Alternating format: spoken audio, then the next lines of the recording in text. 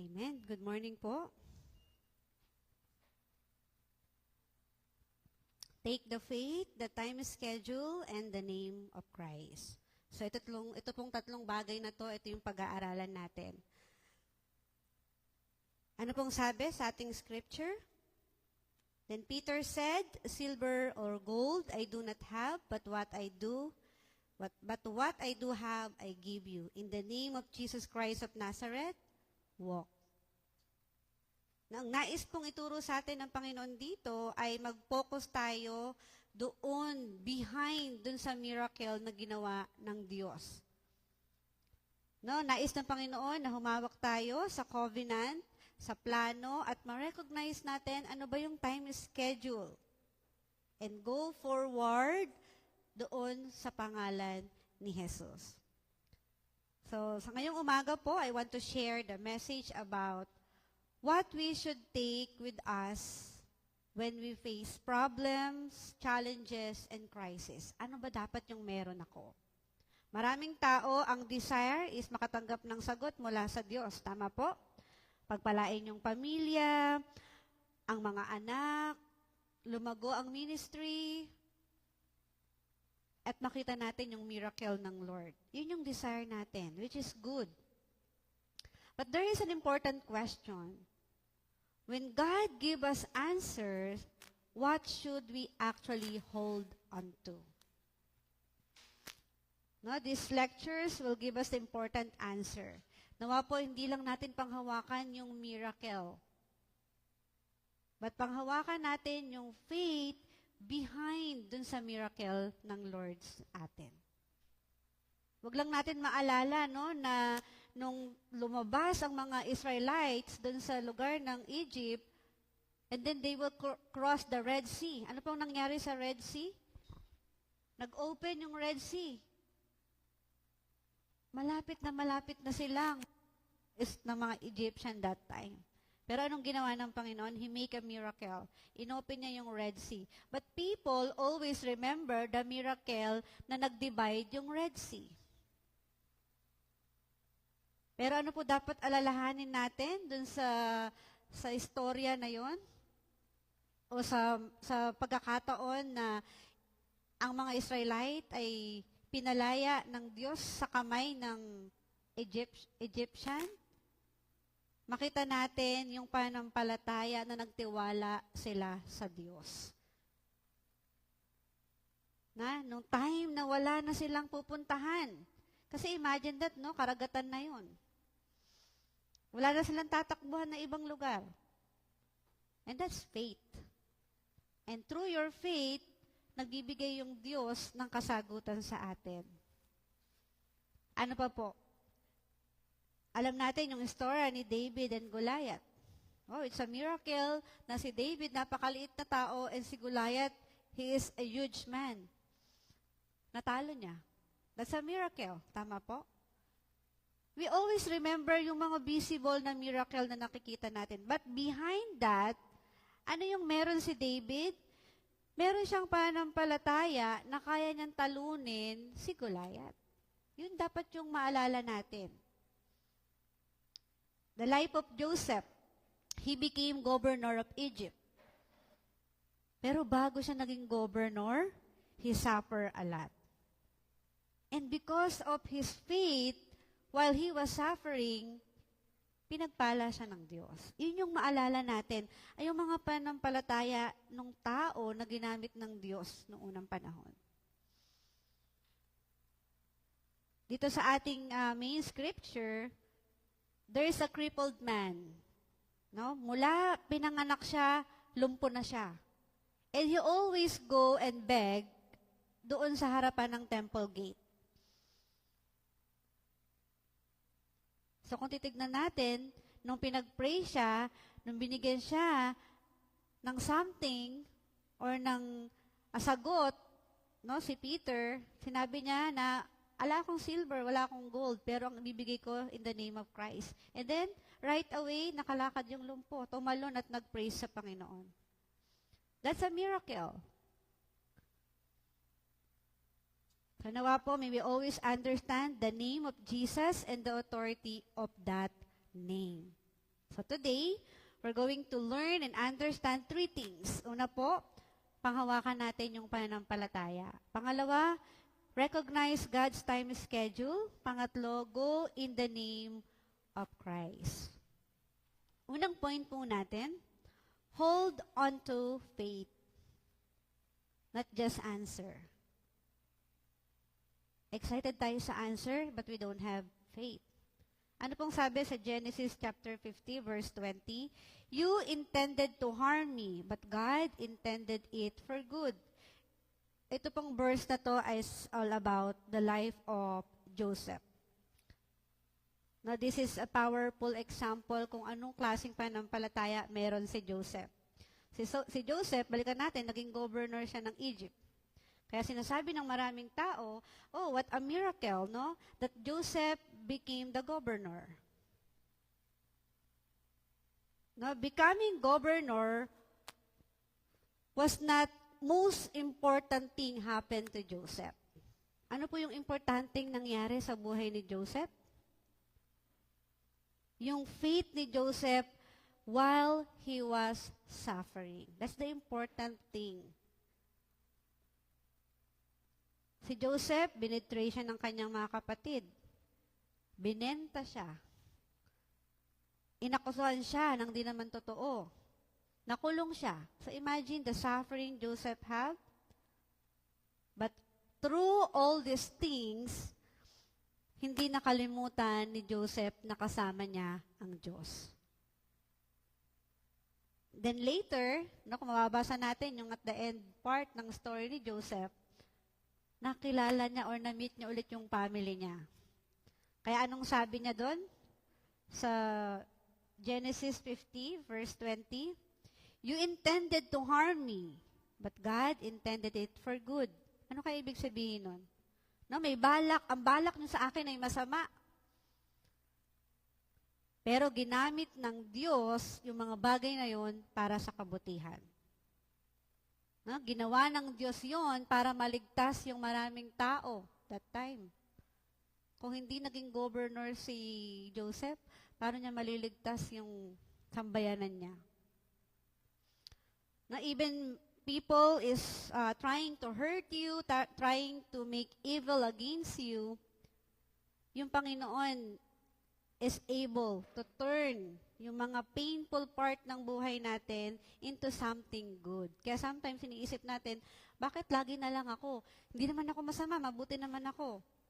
Bakit parang mas nahihirapan pa ako? So let's always take a look dun sa life ni Joseph.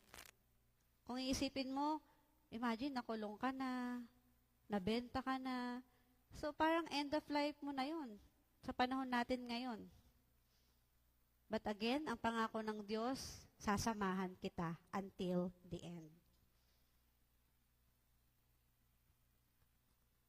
Kaya si Joseph, naunawaan niya, no, na lahat ng nangyayari sa kanya ay nasa loob ng pangako at plano ng Diyos. No, God has a plan even in my suffering. Sometimes, we look for answer. Pero ang binibigay ng Lord, yung covenant niya. Ano ba yung covenant ng Panginoon? Kasama kita. Sasamahan kita. Emmanuel, I will be with you. Yun yung pangako ng Diyos. No? Minsan, we experience difficult times, no? Financially, relationship, and we pray for them, of course. Nananalangin tayo na sometimes malagpasan natin yung mga bagay na nahihirapan tayo. But again, your situation is not bigger than God's plan. Kaya yung situation mo na yan, napakaliit lang yan dun sa plano ng Diyos. Kaya si Joseph, nung nakulong siya, hindi na end of life ni Joseph.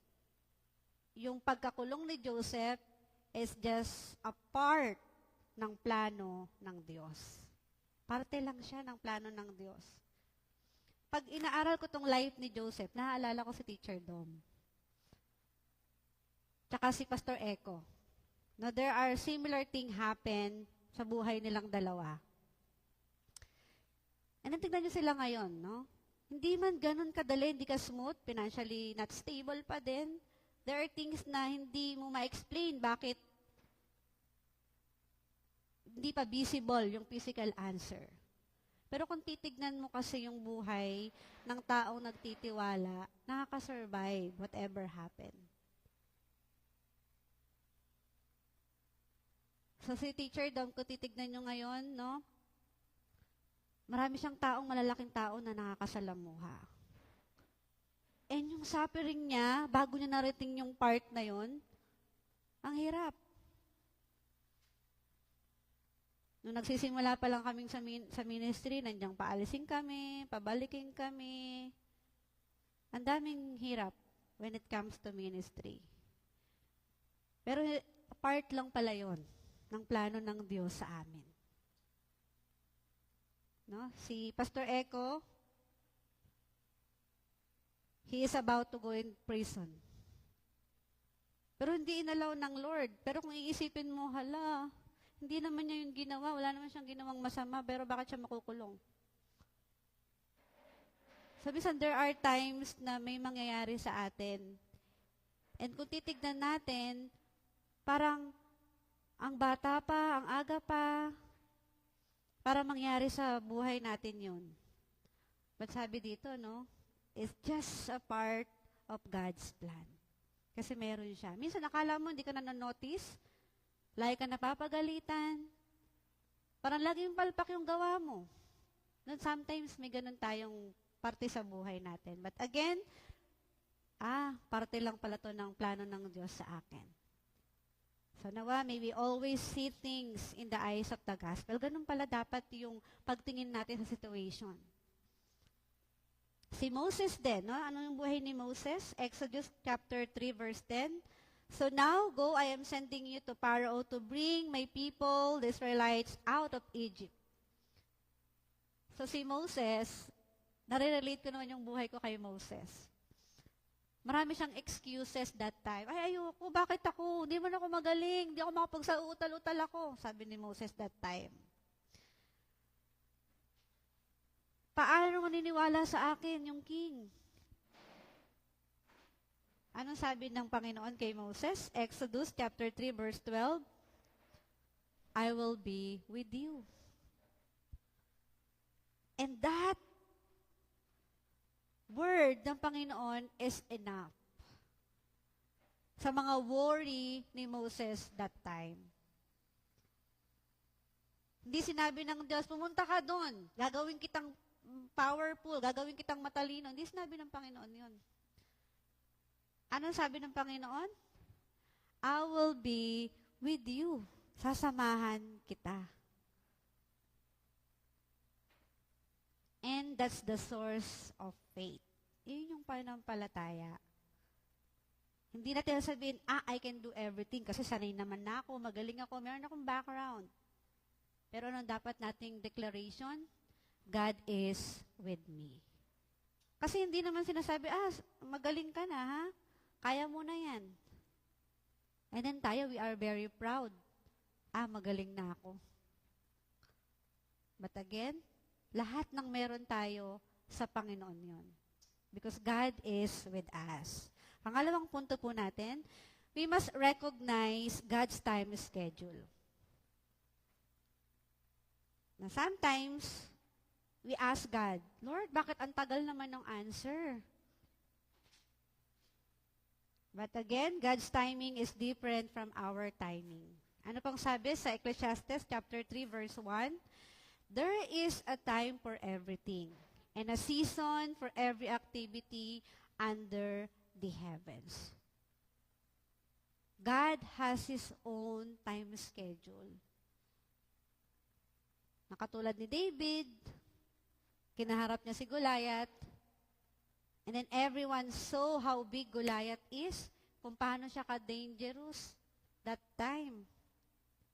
Pero si David so different things dun sa situation na yon. Ano sabi sa 1 Samuel chapter 17 verse 45? You come against me with the sword and spear and javelin, but I come against you in the name of the Lord Almighty. So ano yung pinanghawakan ni David? Kung ikaw, meron kang sword, may spear, no? Talagang puro bakal yung suot ni Goliath. Pero nasabi ni David, I have the name of the Lord Almighty. That's the confidence David have.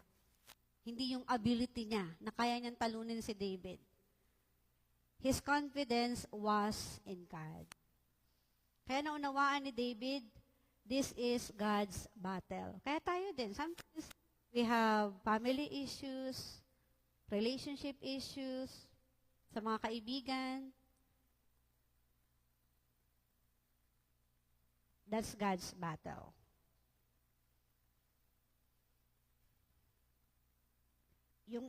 Yung importanteng bagay doon sa nangyari sa paglaban ni David kay Goliath, hindi lang yung natalo niya si Goliath.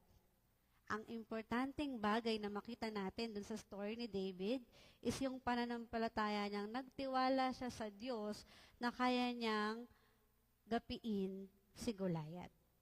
So sometimes meron tayong problem, same with Goliath, sobrang laki. Pinagkakautangan, sa kaibigan, sa pamilya, it seems na hindi natin kaya. But the Lord remind us that God is with us. And this is God's battle. Amen? Pangatlong punto po natin, go in the name of Jesus Christ. Balik tayo sa passage natin sa Acts chapter 3 verse 6. Then Peter said, silver or gold I do not have, but what I do have I give you. In the name of Jesus Christ of Nazareth, walk. Now there was a man that's sitting in front of the temple gate. And he is a layman or lumpo. Lahat ng tao na dumadaan doon, kilala siya. Kasi lagi siyang nandun, nagbe-beg for money or for food. And then, dumaan si Peter and si John that time. Anong dineclare ni Peter? Anong sinabi ni Peter? Wala akong silver, wala akong gold. Ibibigay ko kung ano yung meron ako. In the name of Jesus Christ of Nazareth, walk. And then, the man stood up. Walk, jump, and praise God. Yun yung sabi sa Biblia.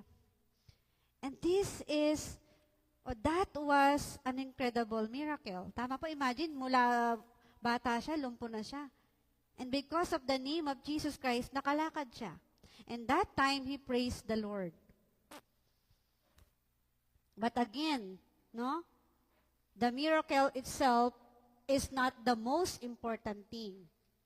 Ano yung importanteng bagay dun sa situation na yon o sa pangyayari na yon? The name of Jesus Christ is the most important thing. Because of the name of Jesus Christ. Hindi sinabi ni Peter, in the name of Peter. In the name of John. Hindi niya sinabing ganun, no po? But in the name of Jesus Christ in Nazareth. Bakit po? Because salvation and authority are found in Christ. No, not literally. But sometimes we are like a layman. Para tayong lumpo. Pero, magkakaroon daw po tayo ng kagalingan, kapayapaan, kasagutan sa pangalan ni Jesus. Acts chapter 4, verse 12. Salvation is found in no one else. But there is no other name under heaven given to mankind by which we must be saved. There's no other name. At ito po yung naunawaan ng early church. The power of the name of Jesus. The name of Christ, ano po yung dala-dala ng the name of Christ? Light. When Christ was proclaimed, the light comes. Ano pong sabi sa book of John, chapter 8, verse 12? I am the light of the world. Whoever follows me will never walk in darkness, but will have the light of life. Are you walk in darkness? We must have Christ because He is our light. No? Ang mundo punong-puno ng darkness. Kaya yung suicide, yung crime, it's normal. Kasi nga, it's dark.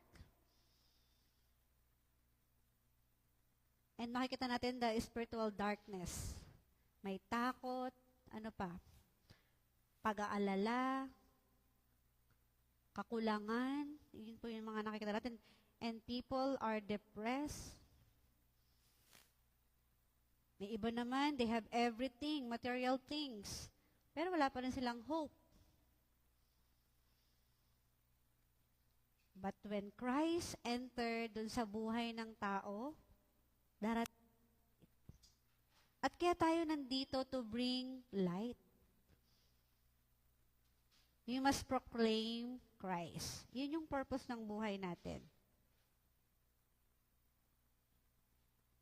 Kaya po, no, yung mission natin bilang remnant ay hindi lang maging successful someday. Hindi lang tayo magkaroon ng magandang edukasyon, magandang trabaho in the future after natin mag-aral. God wants a remnant to become the people who will carry the light of Christ. Doon sa darkness place. Ano yung darkness place na binigay or time schedule ng Lord sa atin? Bilang estudyante, yung school. That's the darkest place na binigay ng Lord sa inyo. And you are the light in that darkest place. Sa mga nanay na nasa bahay, yung bahay nila, yung darkest place na kailangan ng light. Sa mga nagtatrabaho, yung workplace mo, yun yung kailangan natin bigyan ng light. No, as we hear the issue dun sa school ni Remnant Sayron, ano yung naging response mo during the incident bilang anak ng Diyos? Pwede, nalungkot tayo. Pwede, we judge them. Maraming bagay na pwedeng nating i-response. Pero bilang isang remnant, Lord, sorry. Hindi ko nagawa yung part ko as a remnant to bring light. And this is a evidence na Satan and darkness are in the field. Kaya ano yung magiging response natin? From right now, we must pray for our field. Yun yung binigay ng Lord sa atin. There are so many students na pwedeng gawin yun because they are full of darkness.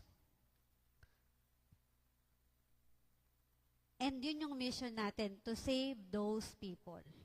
Parang imposible naman po, sobrang daming estudyante, paano ko sila maliligtas? At doon na po papasok yung faith.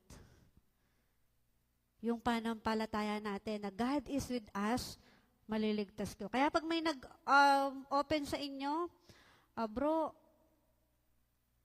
nahihirapan ako parang iba yung pakiramdam ko, hindi ko na kaya. Meron na po ba nagsabi sa inyo ng ganon? Kaya mo yan. That's the time that we preach the gospel. Sometimes we compare ourselves. Ako nga, ang hirap din ng buhay ko. Hindi yun yung kailangan nila. Ang kailangan nila, yung mabuting balita. But again, nawa maunawaan natin that the name of Christ is powerful. I remember, nung naka-assign ako under Pastor Amel, nung nag-aaral pa ako ng seminary, andun kami sa field, na naka-assign sa amin. And then that time, ang aming ministry, yung mga kabataan sa park. So we prepare something, pinapakain namin sila, and then we bring to the church. And then yung grupo pala na na-meet namin, na dinala namin sa church, meron silang kaaway na another group ng kabataan. And then that time, ito hindi ko ito malilimutang pangyayari. As in, magbabatuhan na. Alam niyo yung makabataang grupo, tapos batuhan talaga. And I remember our pastora, sumigaw siya, in the name of Jesus. Yun lang yung ginawa niya. Wala siyang ibang ginawa. Sinigaw lang niya yung pangalan ni Jesus. And then yung mga kabataan, nagtakbuhan. So sabi ko that time, parang nakakakilabot yung nangyari that time. Kasi talagang tatamaan na kami, batuhan na. Tapos sumigaw lang siya in the name of Jesus. Whatever or wherever we go, carry the name of Christ. Into your family, into your school, into your workplace, community, sa nation natin, carry the name of Christ. Pang-apat po, pray with faith and authority. No, there is a difference between asking God and exercising the authority God has given through Christ. For example, pag nag-pray tayo, Lord, please, pagalingin niyo po tong taong to. And that's also correct prayer. No, this is a prayer that asking God to work. Kasi papagalingin ng Lord yung taong pinagdasal natin. But when we go back to Acts chapter 3, anong dineclare ni Peter? Wala ako kahit ano. Ibibigay ko lang yung pangalan ni Jesus. No, si Peter, naunawaan niya yung authority of Christ. Name. It doesn't mean na kinokontrol natin kung ano yung kayang gawin ng Lord, no? But ibig pong sabihin na to, na-recognize natin that Jesus is Lord and that all authority belongs to Him. Ano pong sabi sa book of Matthew, chapter 28? All authority in heaven and on earth has given to me. Kaya kapag nanalangin tayo, hindi tayo nanalangin based on our own strength. Dahil ang galing natin magsalita.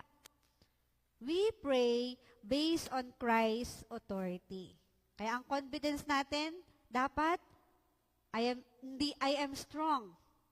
Kundi, Christ is with me. Amen? Panglima po, go into your crisis with faith. Ay, naalala ko si Pastor, lagi niya sinasabi, yung crisis, darating at darating yan. Yung problema, darating yan. Kaya wag nating itanong, Lord,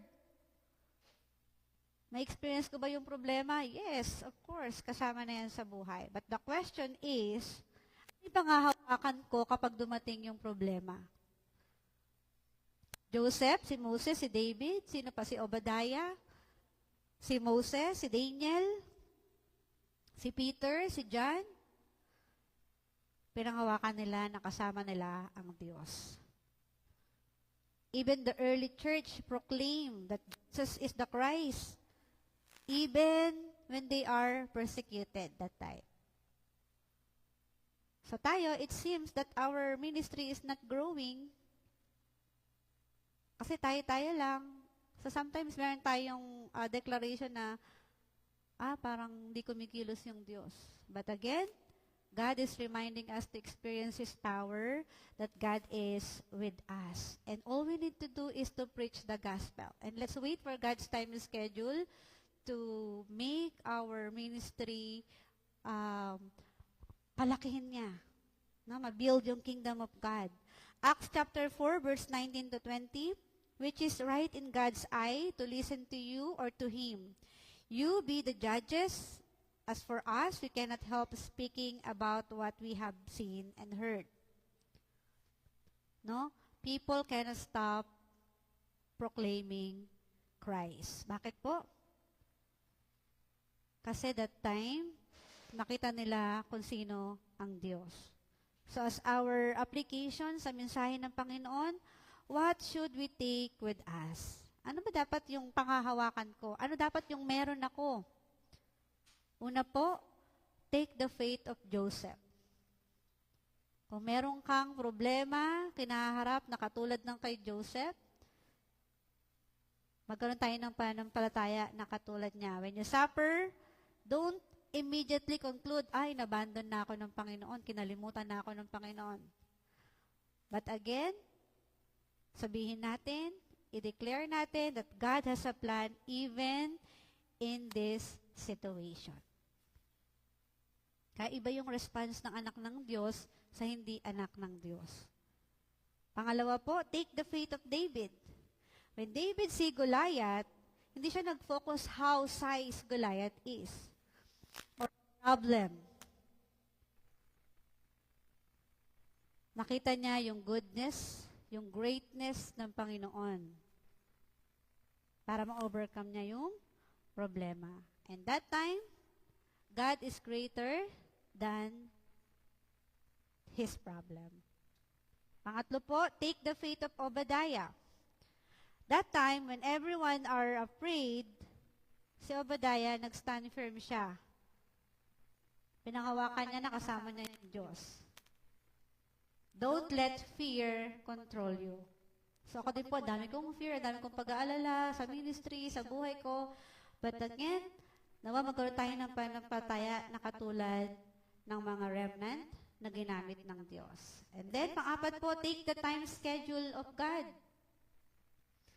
Huwag tayong ma-discourage kung walang answer, kung di visible yung answer.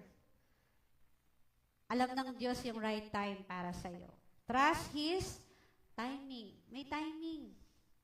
Timing lang. No? Sabi nga,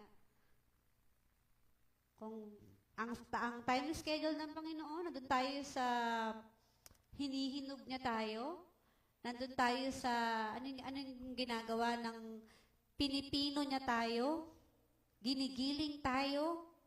So pag ginigiling, talagang masishake ka hanggang sa maging refine.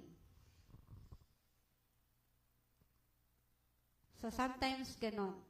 But again, trust His timing. Panglima, take the name of Jesus Christ. Ito yung 5 bagay nating pangahawakan. Saan tayo magpunta? Don't forget Christ. Huwag natin ikahiya na tayo ay anak ng Diyos. O bro, inom naman tayo. May mga temptation na ganyan. But again, remember that you are God's child. For our conclusion, ano yung sagot na dapat meron tayo? Hindi yung visible miracle. At tara sa church kasi pinagpala ako ng church, binago ng Diyos yung buhay ko. Hindi po. Naging successful ako dahil sa church. Marami akong blessing dahil sa church. Gumaling ako dahil sa church. That's a visible miracle. At gagawin ng Lord yun sa atin. But again, behind those miracle, ano yung pinanghawakan natin? Ano yung pananampalataya mo? Na kapag inuna ko ba yung Diyos, ano yung mangyayari sa akin? Pero kapag inuna ko yung trabaho ko, ano yung mangyayari sa akin? So yun yung pananampalataya na you're trusting God kahit hindi mo alam kung kailan at ano yung sagot ng Lord sa atin. So nawa, ang panghawakan natin is the covenant that God is with us, the faith, God's time and schedule, and the name of Jesus Christ. Kung may sakit yung asawa mo, say the name of Jesus Christ. Kung nangihina ka, proclaim the name of Jesus Christ because the name of Jesus Christ is powerful. And believe me, kapag na-experience natin yung guidance, yung leading ng Holy Spirit, we can able to heal and save other people. Kaya po, ang sagot ng Panginoon kapag may problema, bibigyan kita ng talino ng pera. Hindi po.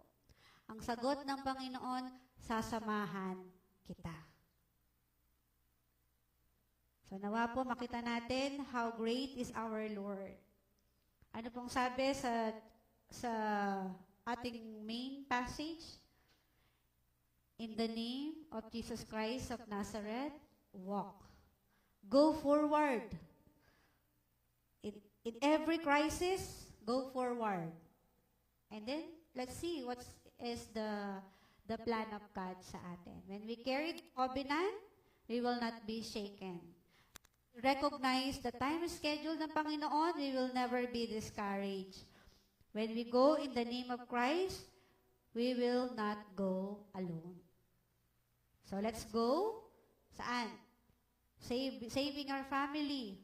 saving our school, saving our friends, our workmates, our field, our nation. Yun yung goal natin. Lord, paano ko masisave? So, kailangan natin i-build yung faith natin. Na tayo yung gagamitin ng Diyos. We don't know. Isa sa atin, governor, president, to save the Philippines. Amen? Go with faith, go with the covenant, go according to God's time schedule, and go in the name of Jesus Christ. Pinagpapala ko po kayo sa Panginoon, sa pangalan ng ating Panginoon, nawa makita natin how important we are in the eyes of God. You are not alone because God is with you. God is with us. Tayo po'y manalangin. Panginoon, salamat po dahil tinawag nyo kami sa aming mga pangalan. Salamat, Panginoon, dahil in the midst of suffering, doon ka pala kumikilos. Nawa, tulungan nyo kami na in the midst of suffering, in the midst na nagwo-worry kami, in the midst na wala na kaming halaga o hindi namin makita yung hope, tulungan nyo po kami na magtiwala. Magtiwala, nasasamahan nyo kami until the end. Lord, salamat po sa mga kasagutan sa aming mga panalangin. Salamat dahil ginising mo kami sa umagang ito, hinayaan mo na makarinig kami ng salita ng Diyos. At naniniwala kami that the name of Christ must be the light sa buhay namin, sa pamilya namin, at sa mga tao na nakapaligid po sa amin. Lord, nawa makita namin how the world is full of darkness. At makita namin kung paano mo kami gagamitin para magbigay ng liwanag doon sa lugar na nilagay niyo po sa amin. Nawa, Panginoon, ay ang magkaroon kami ng panampalataya na katulad ni Joseph, katulad ni David, ni Moses, ni Obadiah, Panginoon, na yung problem nandiyan, yung kahirapan nandiyan, pero yung sagot kasama namin araw-araw. Kaya Lord, salamat po. We claim the victory. We claim answers. We claim changes. We claim the restoration sa buhay po namin. At dalangin po namin ang aming mga kapatiran na nakaka-experience ng hindi magandang pakiramdam, kawalan ng pag-asa, Panginoon. I pray for them na ikaw yung kumilos at maggabay, magpaunawa, na ang tanging pangalan lang na makakapagpagaling, makakapagbigay lunas ay pangalan ni Kristo. Gamitin niyo po kami, Panginoon, upang magbigay ng liwanag sa aming sa lugar na aming kinalalagyan, Panginoon, sa loob ng aming pamilya, sa loob ng aming trabaho, at kung nasaan man kami, Panginoon. Magliwanag po kami dahil kasama namin si Kristo. Salamat, Panginoon, at patuloy na gamitin mo kami, Panginoon, to save our nation. Ito pong aming panalangin sa pangalan ni Jesus. Amen.